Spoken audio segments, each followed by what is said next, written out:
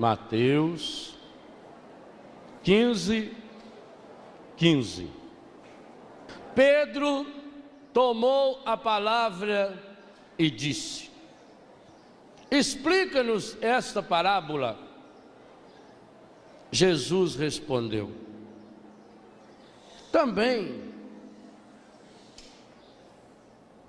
também vós ainda não entendeis?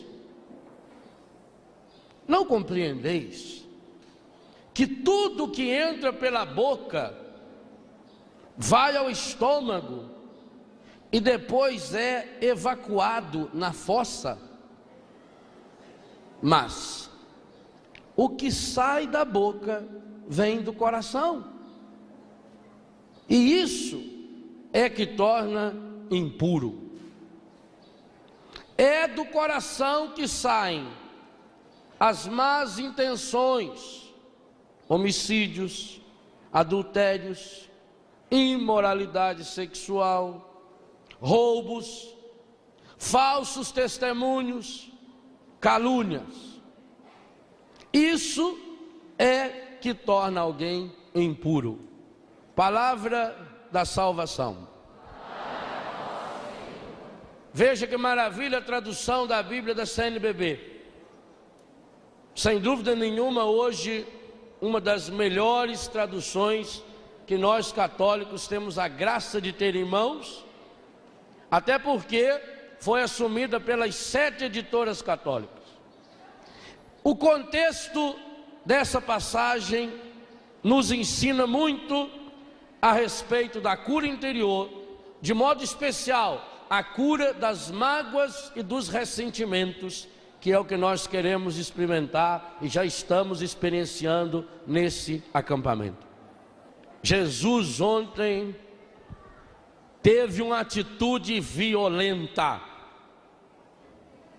O Evangelho nos dizia que Jesus fez um chicote.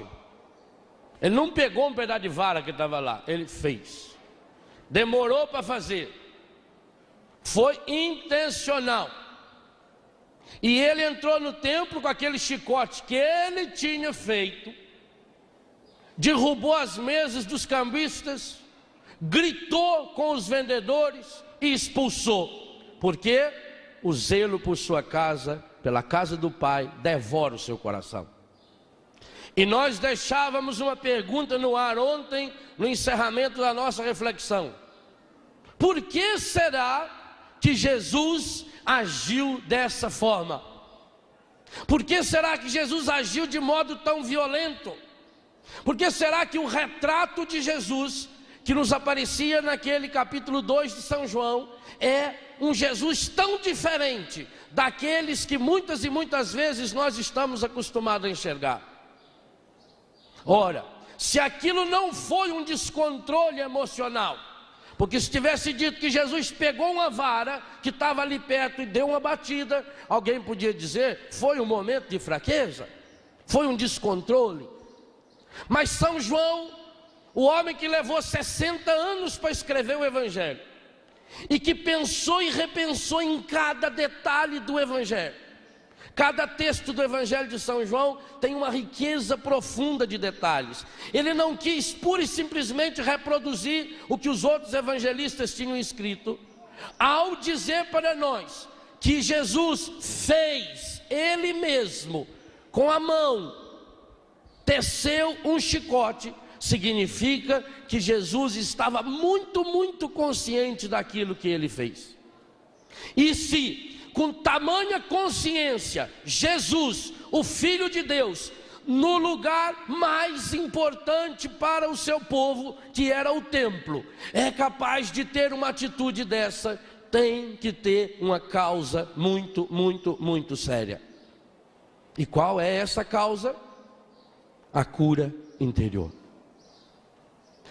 É fabuloso quando nós entendemos que nem diante de doenças gravíssimas o Senhor teve atitudes tão sérias. E por que Ele teve essa atitude tão séria aqui? O capítulo 15 de Mateus nos ensina, porque ele está no mesmíssimo contexto de João capítulo 2. assim como Marcos capítulo 7, Lucas capítulo 6.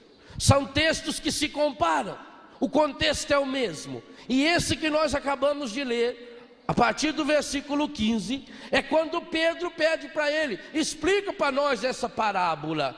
Que parábola? Jesus estava dizendo: o ser humano pode comer o que bem entender, o que torna o ser humano impuro não é aquilo que ele come. Por quê? Porque os fariseus viviam da aparência. O capítulo 15 começa a dizer que os fariseus e os escribas dirigiram-se a Jesus, versículo 1 e 2, perguntando: por que os seus discípulos desobedecem às tradições dos antigos? Por que não lavam as mãos quando vão comer? Eles estavam preocupados com normas aparentes.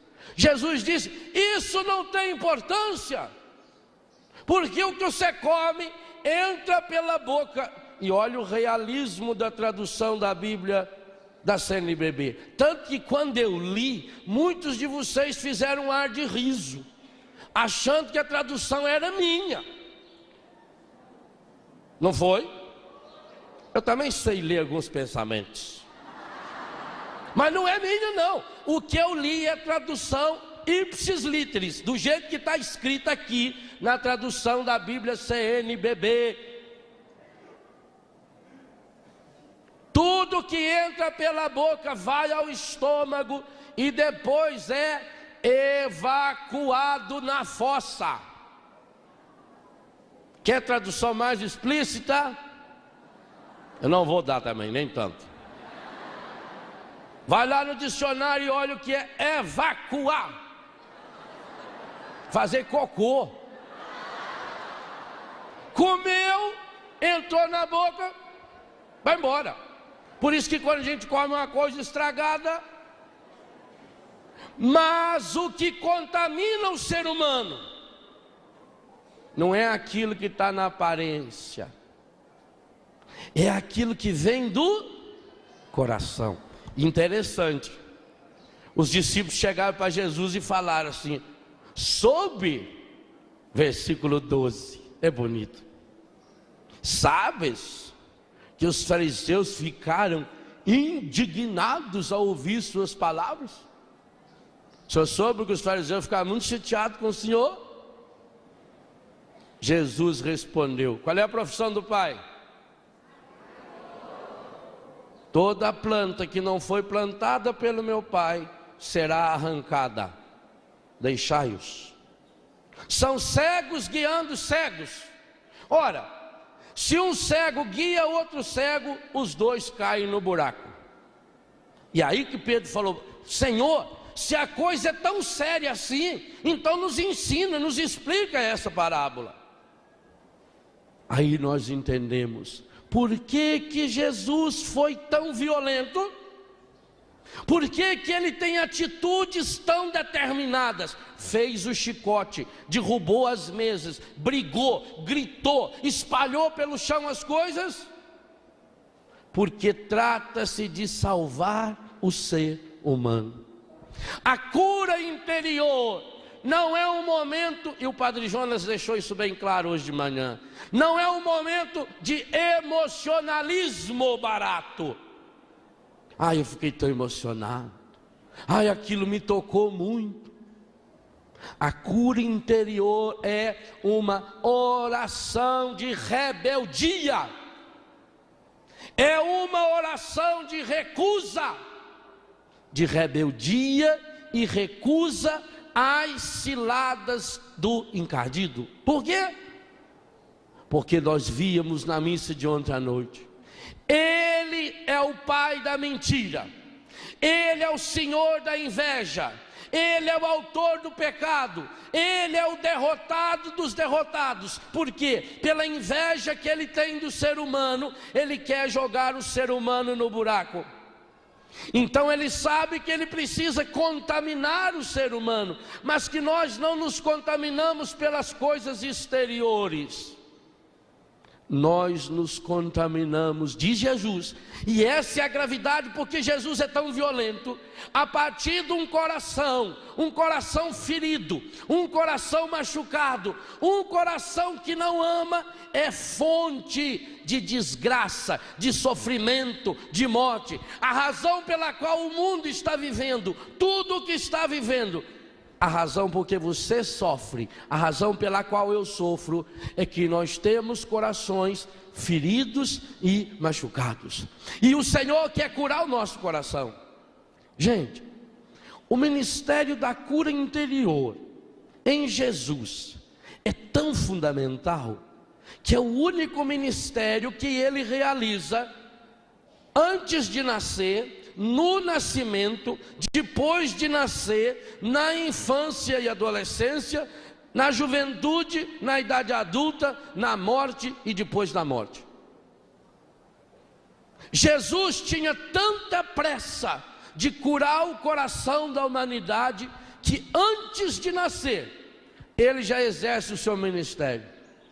Quando Maria vai visitar Isabel, Jesus estava na barriga de Maria.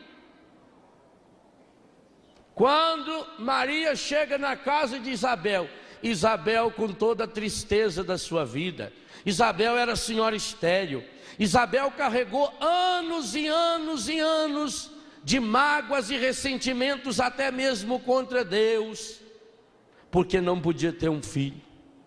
Mas essa criança que iria nos convidar ao arrependimento, é essa criança que hoje de manhã, na boca do Padre Jonas, nos convidava ao arrependimento. Essa criança não poderia nascer com mágoas, essa criança não poderia herdar da mãe os ressentimentos, pois Jesus Cristo, da barriga da mãe, Ele cura João Batista na barriga da mãe dele. Isso que a psicologia moderna descobriu fazem 40, 50 anos, a Bíblia fala faz 2000 anos. 2000 anos. E ainda não faz só um diagnóstico do problema, porque a psicologia pode nos ajudar muito a fazer um bom diagnóstico do problema. Por que você tem esse problema? Qual é a causa desse problema? Pode até ajudar você a compreender o problema, mas não pode passar disso. Jesus é o único que pode ir à raiz do problema, porque Ele é a expiação de Deus, Ele é o perdão de Deus, Ele é o nosso Salvador. E isso aqui é muito importante. Quando o Vaticano fez uma séria advertência à teologia da libertação, ele o fez porque muitas e muitas vezes os chamados,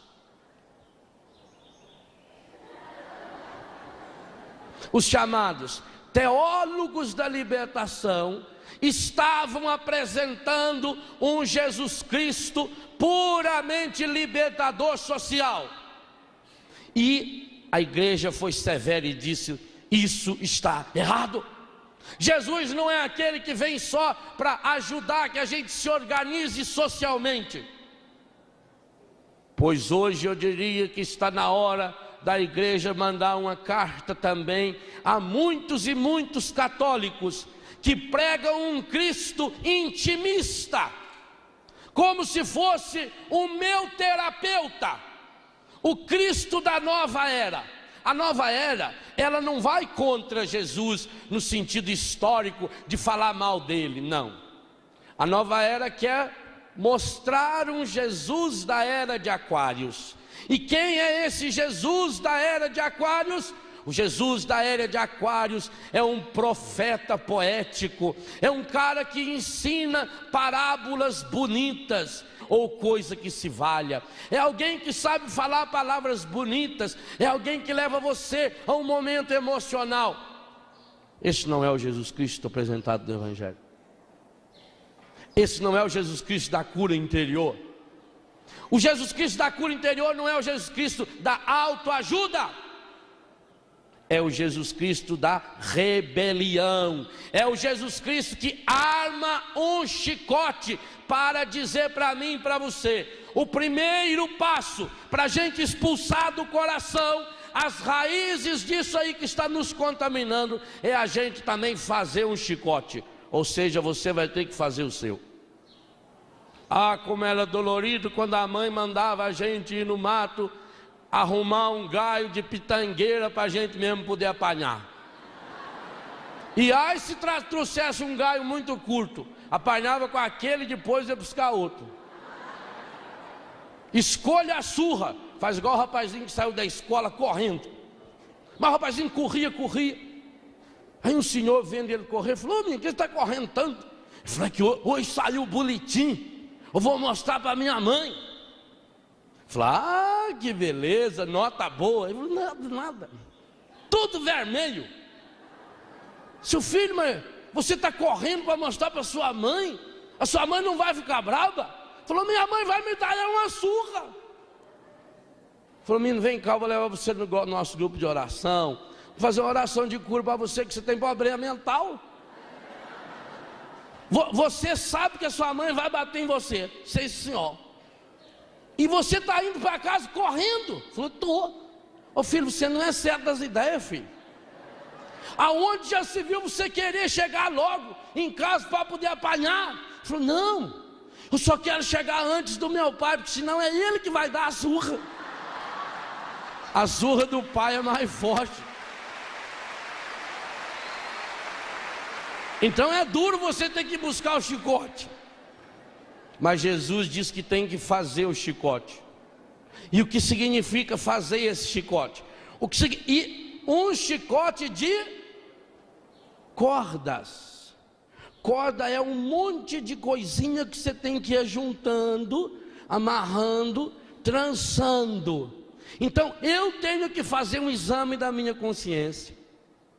Eu tenho que amar esse chicote. Eu tenho que descobrir onde estão as minhas áreas fracas. Aonde que eu sou limitado?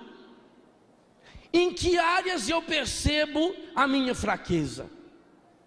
Porque quantas e quantas vezes, quando nós falamos em santidade, a pessoa logo pensa: não, para ser santo a gente tem que ir morar num mosteiro, para ser santo a gente tem que morar num Carmelo, para ser santo a gente tem que sair do mundo. Por que a gente escuta tanto essa expressão? Quando eu estava no mundo, é preciso sair do mundo. Porque no dia a dia a gente já descobre uma coisa: é muito fácil você ser santo sozinho. Agora, ser santo convivendo com determinadas pessoas, ser santo na minha casa, ser santo morando ao lado daquele vizinho, ser santo tendo a sogra que eu tenho. Ah, padre, o senhor fala bonito, Padre Jonas fala bonito. Eu queria ver se o senhor tivesse uma sogra igual a minha. E a sogra deve estar dizendo: eu queria ver. Ela vai no outro padre: queria ver, padre, se o senhor tivesse uma nora igual a mim. Então eu preciso fazer um diagnóstico. Quais as áreas da minha vida que eu sou fraco? E isso é duro. Por que os fariseus ficaram brabinhos com Jesus? Porque tem que tirar a máscara, porque tem que reconhecer. O arrependimento, esse primeiro passo da cura interior, ele é muito dolorido. Não é fácil. Gente, essa frase a gente tinha que escrever e espalhar. Eu queria que fizessem camisetas escrito: não é fácil. Cartazes escrevendo: não é fácil. Eu tenho muito medo, desde que Deus me chamou ao Ministério de Cura Interior, e fazem muitos anos, só na escrita já tem 12 ou 13 anos, que eu venho escrevendo livros sobre cura interior. Eu tenho muito medo de as pessoas confundirem cura interior com autoajuda, com coisa mágica, como uma moça que entrou numa livraria e lá viu seção de autoajuda. Aí ela viu um livro que ela pegou com as 4 mãos na hora. Tão impressionado ficou. O livro tinha o título: Resolva todos os seus problemas. Que maravilha. Ela pegou o livro, estava com ele já para levar para pagar, e perguntou para o vendedor: escuta, fala a verdade, você já leu esse livro? Ele falou: li. É bom? Eu falei: é bom. O vendedor vai falar que é ruim? É verdade que ele resolve todos os meus problemas? Ele disse: bem, eu vou ser honesto com você. Eu não diria que ele resolve todos os seus problemas, mas eu diria que ele resolve a metade dos seus problemas. Falei: então me dê 2, por favor. Eu tenho medo que as pessoas comecem a comprar 2 livros meus por vez, porque já que um resolve só a metade dos problemas, eu vou levar 2. Não. Eu tenho muito medo das pessoas confundirem cura interior com preguiça espiritual. Eu tenho medo que as pessoas confundam cura interior com uma vida fácil. Ai, Senhor, eu estou tão bem. Ai, que paz eu estou sentindo. Está tudo bem com você? Tudo bem. E a sua mãe? Morreu. Ah, morreu, mas tudo bem. Sua avó? Morreu. Seu tio? Também morreu. Outro dia eu recebi uma família amiga. Eles tinham perdido um filho de 19 anos. E eles foram até lá em casa para pedir que eu fizesse uma oração por eles, porque eles estavam sofrendo muito. E nós levamos mais de 2 horas conversando, eu tentando mostrar para eles, se eu fosse fazer uma oração, eu ia pedir a Deus que eles sofressem mais. Estou errado? Gente, um pai e uma mãe que perde um filho de 19 anos de idade e não quer sentir nada, quer tomar remédio. Hoje nós não aprendemos a trabalhar os sentimentos, e aqui está um problema muito sério. Sabe por quê? A única coisa que revela quem você é, de fato, são os seus sentimentos.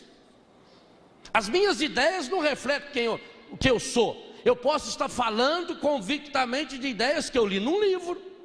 Eu leio bem no livro, eu estudo. Não tem esses políticos que têm assessoria de imprensa? Eles tem gente que prepara o texto para eles, eles dão uma olhada ali, uma facilidade de memorizar e pronto. Eu posso fazer longos discursos, mas eu não estou mostrando quem eu sou.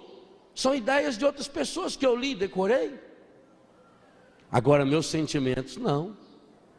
Quando eu tenho a graça de revelar os meus sentimentos, então eu estou mostrando quem eu sou. A pessoa que me conhece: ah, você conhece o fulano? Conheço, eu ouvi uma música dele. Ouvi a música dele, você não o conhece. Ele pode ter ido num estúdio e gravado cada palavrinha, depois puseram num aparelho lá chamado Pro Tools, aquilo acertou a voz dele, ficou beleza. Pode ser até alguém com voz parecida cantando no lugar dele. Quantos artistas famosos a gente sabe que faz isso? Ah, eu conheço fulano, eu li um livro dele.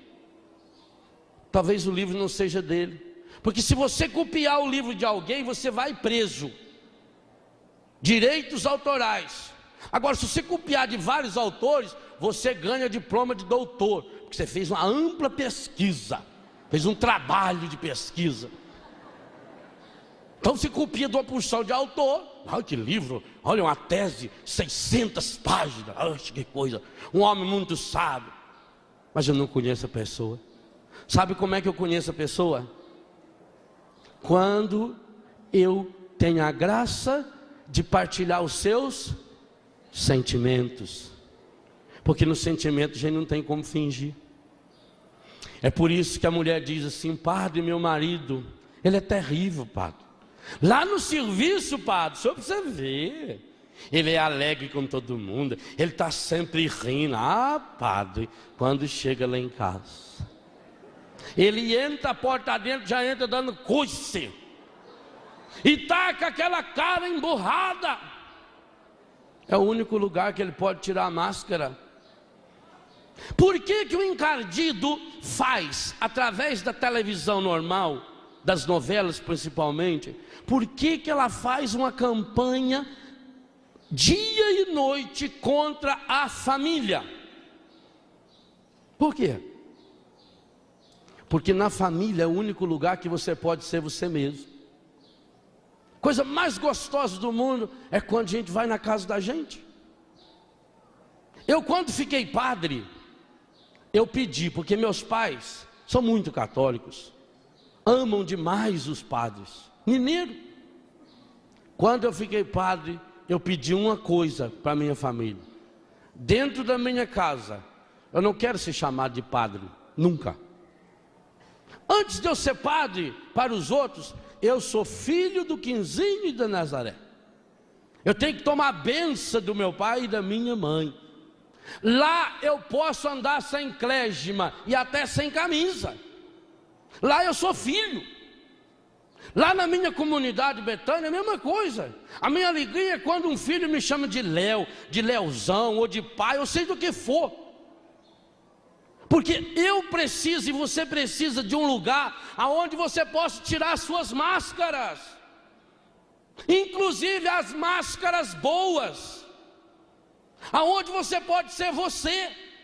E esse lugar privilegiado é a família, é a comunidade. Por isso que o encardido luta contra a família. Aí cria famílias, onde cada um está no seu cômodo, para que não deixe vir à tona o seu sentimento.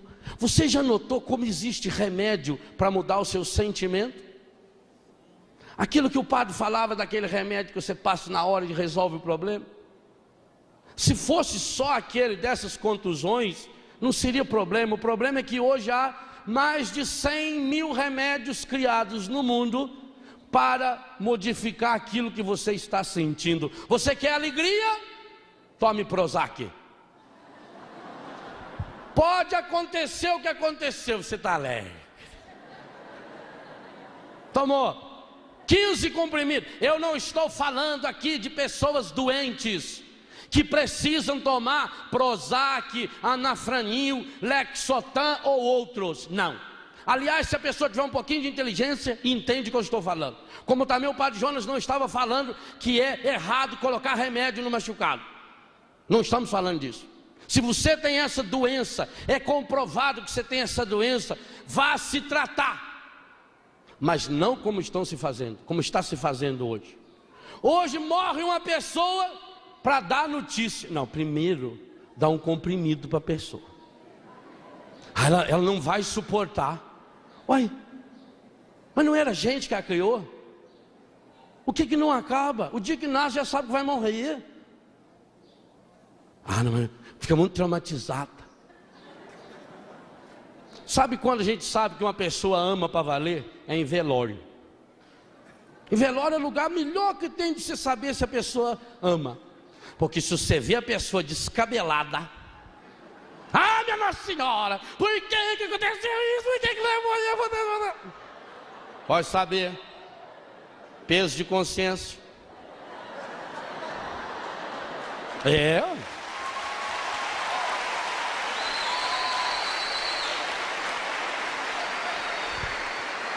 Aí você vê que você tem fé. A pessoa do coração curado, ela sofre, mas é diferente.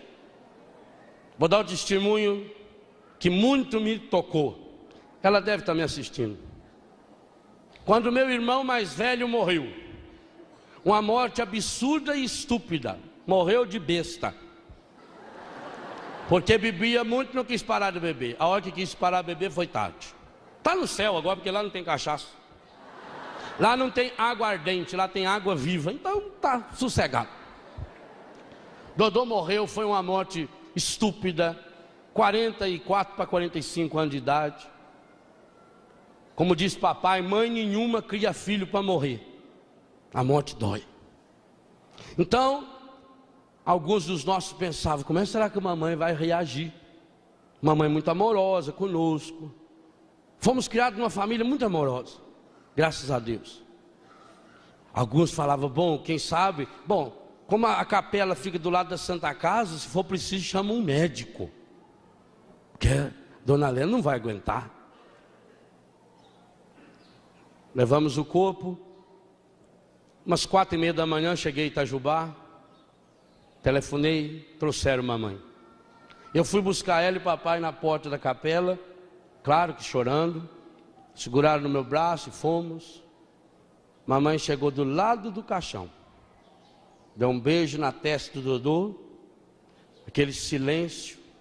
Dona Nazaré enfiou a mão no bolso, tirou o terço e começou: creio em Deus Pai Todo-Poderoso, Criador do céu e da terra. Entende o que é coração curado? É isso. É na hora do sofrimento. Ali eu descobri mais ainda a mãe que eu tinha. Isso é sentir. A fé é sentimento, é emoção. Mas não é aquela emoção descabelada desse povo que em vida não escreve um bilhete para o outro, e depois que morre vai atrás dessas antas que tem por aí para ver se manda alguma carta psicografada para a pessoa. É burro. Porque veja, se o sujeito não sabe nem o endereço da casa dele para mandar a carta, como é que você sai daqui, você vai lá em Uberaba, em Berlândia, não sei aonde? O sujeito em vida nunca foi lá na Uberaba, na Berlândia, não sei aonde. Depois de morto, como é que ele acha aquele endereço? Não é burro? Manda um e-mail, telefona, liga para o celular, vai lá no banheiro e escreve com o batom, eu. Agora vai lá, tá mandando dizer que tá bem, viu, que tá tranquilo. Ai, que tá. Tem gente que é besta e tem gente que gosta de ser besta. Como é que você viveu a sua vida? Então, o encardido quer destruir nossos relacionamentos. Por quê? Porque, e aqui está a seriedade da coisa. Jesus não ia pegar chicote só por isso.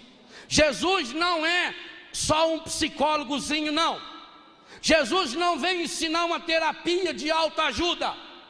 Jesus é Salvador. E quando Ele fala da necessidade da cura interior, Ele está falando, e Ele está nascendo e morrendo por isso. Por quê? Porque a pessoa, e gravem bem essa frase, a pessoa que não permitiu que o Espírito Santo de Deus cure o seu coração, essa pessoa já comprou um ingresso carimbado de primeira classe para o inferno. Isso é muito grave. E quem falou isso foi Jesus. Em todas as listas de pecado, como essa que nós acabamos de ler de Mateus 15, Marcos capítulo 7, Lucas capítulo 6, Gálatas capítulo 5, Efésios capítulo 4, 1 Coríntios 3, 5 e tantos outros textos, a carta de Tito inteiro, 1 e 2 de Pedro inteiro, 1 de São João inteira. Em todas elas há uma certeza: quem não ama vai para o inferno. Está escrito. Você não ama? Eu sinto em dizer para você, mas nós não vamos se encontrar no céu. Quem não ama vai para o inferno. Não só vai para o inferno, já começa a criá-lo aqui. Por isso, gente, olha o que Jesus falou, João capítulo 13, versículo 34 e 35. Isso está no meu livrinho Cura Interior. João 13, 34 e 35. Nisto saberá o mundo que vocês são meus, se viverem o amor. Qual é a carteira de identidade do cristão? Amor. E amar quem? a Deus sobre todas as coisas, com toda a tua força, com todo o teu pensamento, com todas as tuas emoções, com todo o teu sentimento, com todo o teu corpo, e ao próximo como a ti mesmo. Agora responda com toda sinceridade: você consegue fazer isso? Talvez a gente vai ter que fazer igual aquele aluno.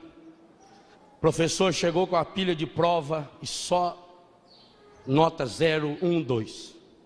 Ele falou: eu fico impressionado em ver uma turma de burro na minha frente. O que adianta eu falar, explica, vocês são burros. E o pior é que vocês são burros, mas vocês não assumem que são burros. Os alunos, eu estou falando para o bem de vocês. Deixa de ser burro. Ao menos, pelo amor de Deus, assumam que são burros. Mas eu quero ver se vocês têm coragem disso, professor. O aluno aqui, que realmente reconhecer que é burro, fica de pé. Diz tudo sentadinho. O aluno que se reconhecer burro, faz favor, fica de pé. Vocês são burros e não aceitam que são burros? Quem é burro aqui fica de pé. Genésio se levantou. O professor falou: muito bem, Genésio. Ao menos você reconheceu que é burro. Genésio, meu filho, o que levou você a reconhecer que é burro? Ele falou: dó. Dó? Falei: eu não acho que eu sou burro não, mas eu fiquei com dó de ver o senhor sozinho em pé aí. Aí eu levantei.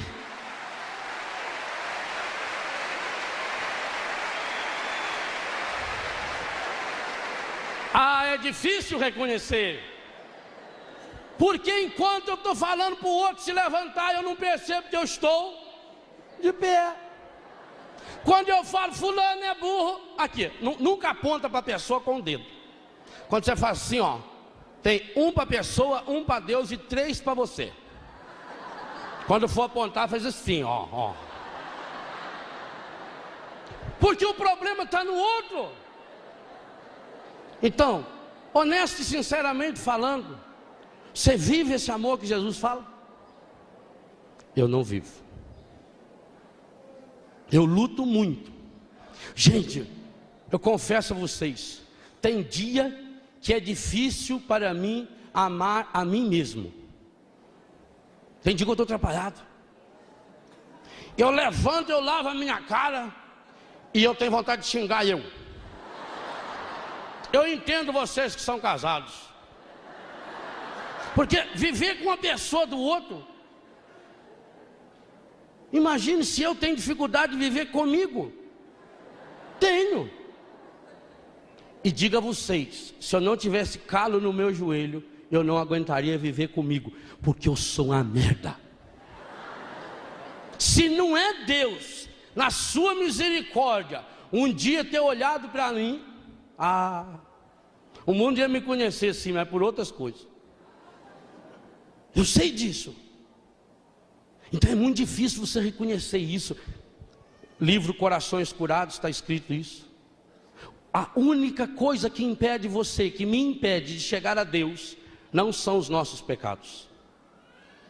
Porque dos nossos pecados Jesus morreu.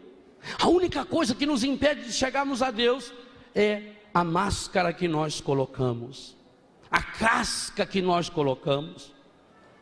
Jesus disse: nisto o mundo vai saber que vocês me pertencem. Você é católico? Você é cristão? Sou católico. Vocês sabiam que 97% de todo fumante é católico?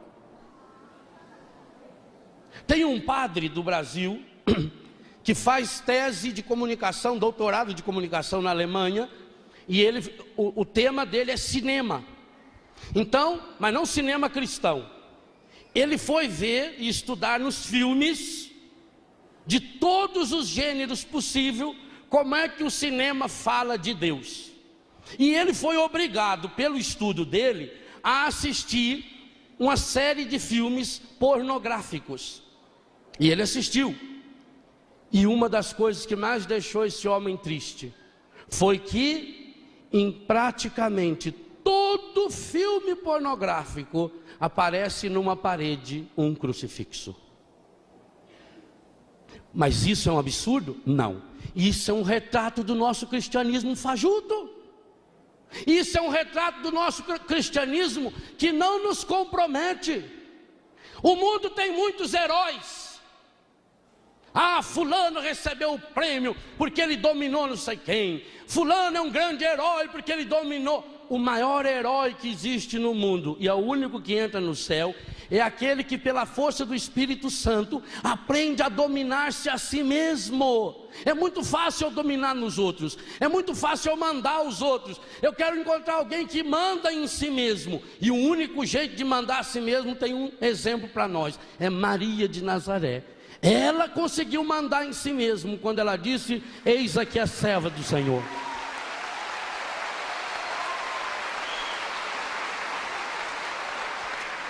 E por isso, o encontro de Deus com Maria e o encontro de Deus com Eva é completamente diferente. O encontro de Deus com Eva foi num paraíso, num lugar maravilhoso. O encontro de Deus com Maria foi numa casinha simples e pobre de Nazaré, de uma menina que estava fazendo os preparativos para o seu casamento. Eva tinha cometido pecado. Quando Deus dá a chance de Eva voltar do pecado, ela inventa uma desculpa. Maria não tinha pecado, mas falou para Deus que ela era fraca. Como é que isso vai fazer, Senhor? Eu não sei como. Eu não conheço homem algum. Eu sou muito fraca, Senhor. E aí Deus então achou a porta aberta para mudar a história da humanidade, porque achou um coração que foi exatamente o contrário do coração de Adão e Eva, embora os três tenham sido concebidos sem pecado. Adão e Eva também foram concebidos sem pecado. Maria na obediência: eis aqui a serva do Senhor, faça-se em mim segundo a sua palavra, não segundo a palavra da serpente, porque serpente não fala, não segundo as desculpas que o mundo me ensinou, segundo a sua palavra. Se você quer ser feliz do jeito de Maria, você tem que aprender a obedecer do jeito de Maria, não tem outro jeito. Agora, isso não é fácil. Cura interior não é fácil, cura interior é muito difícil. Cura interior é um processo de uma vida inteira. Cura interior é cair e levantar, mas é saber para onde vai. Para chegar à graça da cura interior, é preciso em primeiro lugar querer, e em segundo lugar revestir-se dessa força de Deus. Por isso que por si só você não consegue. Padre, eu queria perdoar, não consigo. E não consegue mesmo. E ainda tem um detalhe: às vezes que você ou eu conseguimos perdoar, não é perdão, é desculpa. Por quê? Eu consigo perdoar se a pessoa reconheceu os seus erros, se a pessoa reconheceu sua fraqueza, se a pessoa pediu muitas desculpas. Então eu, num excesso de bondade, eu desculpo, mas deixo bem claro que isso não se repita. Isso não é perdão. Perdoar é dar-se a quem não merece. É fácil isso? Mais do que isso, perdoar é dar-se a quem não merece, acha que merece e ainda me ofende. É fácil? Pois perdoar é mais do que isso. É dar-se a quem não merece, acha que merece, me ofende e ainda fala mal de mim para os outros. É fácil?